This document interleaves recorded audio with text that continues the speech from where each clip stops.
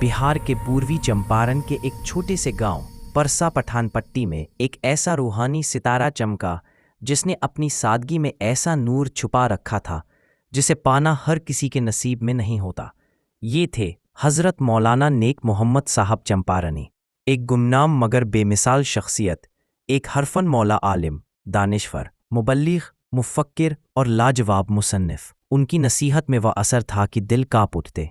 उनकी तकरीर सुनकर बेजान दिलों में भी जान दौड़ जाती। इन्हीं हाथों ने इल्म के वो चिराग जलाए जिनसे सैकड़ों शागिर्द रोशन हुए।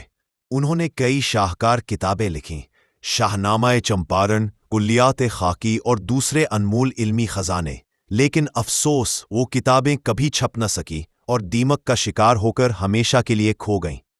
जी हाँ, आज हम बात करने वाले हैं उस महान बुजुर्ग की, मौलाना नेक मोहम्मद साहब चंपारनी की, जिनकी जिंदगी इल्म, तवाज़ो, रूहानियत और खिदमत का एक चमकता हुआ मीनार है। मौलाना साहब ने शुरुआती तालीम अपने ही गांव में हासिल की। अल्लाह ने उन्हें गैर मामूली ज़हनी क़ुव्वत अता की थी। अरबी, फ़ारसी और दीन के दूसरे उलूम में उनकी पकड़ इतनी मजबूत थी कि बड़े बड़े उस्ताद भी उनकी काबिलियत को सलाम करते थे। उन्होंने अपने ज्ञान को सिर्फ सीखा नहीं, बल्कि उसे लोगों तक पहुंचाना अपनी जिंदगी का मकसद बना लिया। उनकी शख्सियत सिर्फ एक आलिम की नहीं थी, बल्कि एक सच्चे मुबल्लिग की थी। बिहार से लेकर नेपाल तक दूर दूर से लोग उनसे इल्म और रूहानियत हासिल करने आते थे। उनके दो नामवर शागिर्द मौलाना तैयब मदनी और मौलाना हज़बुल्लाह साहब नदवी इल्मी दुनिया के चमकते हुए सितारे हैं। लेकिन असल हकीकत यह है कि मौलाना साहब के शागिर्दों की तादाद गिनी नहीं जा सकती। उनकी महफिलें हमेशा आबाद रहती थी। मौलाना नेक मोहम्मद साहब का दिल ईमान की गैरत और हक की ताकत से भरा हुआ था। उन्होंने कादियानियत समेत हर गुमराह और बुरी ताकत को अपने इलाके में पनपने नहीं दिया। पूर्वी चंपारण, पश्चिमी चंपारण और नेपाल के कई इलाकों पर उनकी गहरी नज़र रहती थी।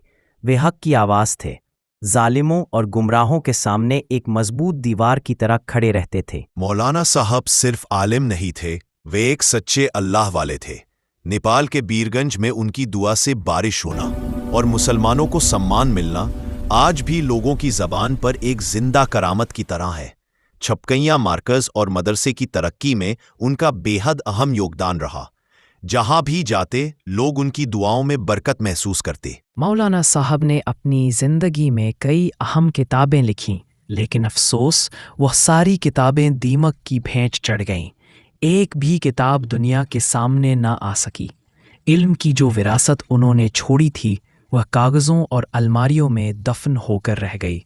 ये सिर्फ एक किताबों का नुकसान नहीं, बल्कि एक बड़ी इल्मी दौलत का ज़ाया होना था। मौलाना साहब का घराना आज भी इल्म और दीन का चिराग लिए खड़ा है। उनके परिवार में कई आलिम, कई हाफिज और दीन की खिदमत करने वाले लोग मौजूद हैं। यह घराना मौलाना नेक मोहम्मद साहब के छोड़े हुए नूर को आज भी रोशन किए हुए है। मौलाना नेक मोहम्मद साहब चंपारनी सिर्फ एक आलिम दीन नहीं थे, वह एक तहरीक थे, एक मिशन थे, एक रोशन चिराग जो आने वाली नस्लों के लिए रोशनी छोड़ गए। आज हमारी जिम्मेदारी है कि हम इस गुमनाम मगर अजीम शख्सियत को दुनिया के सामने लाएं, उनके मिशन को जिंदा रखें और हक की वह शमा फिर जलाएं जिसे उन्होंने अपने इल्म और अमल से रोशन किया था।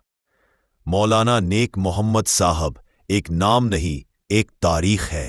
यह डॉक्यूमेंट्री उन सब शागिर्दों और चाहने वालों के नाम जो मौलाना नेक मोहम्मद साहब की याद को आज भी अपने दिलों में जिंदा रखे हुए है। आज दिल भारी है। सच यह है कि मौलाना नेक मोहम्मद साहब जैसा रोशन चिराग आज गुमनामी में खोकर रह गया है।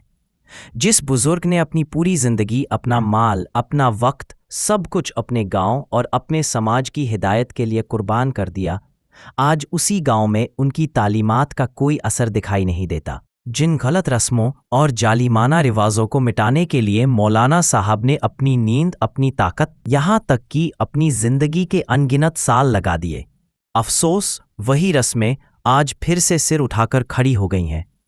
शादी ब्याह में हल्दी की रस्म, तिलक की रस्म, नाच गाना, ढोल बाजा, बारात का दिखावा और न जाने कितनी दूसरी गैर इस्लामी रस्में आज फिर उसी धूमधाम से मनाई जा रही हैं। हे अल्लाह, हम सब मुसलमानों को हिदायत अता फरमा, हमें सीधी राह सिराते मुस्तकीम पर चलने की तौफीक दे, हमारी गफलत दूर कर, हमारे दिलों को रोशन कर और हमें अपने दीन पर मजबूती से कायम रख। आमीन सुम्मा आमीन।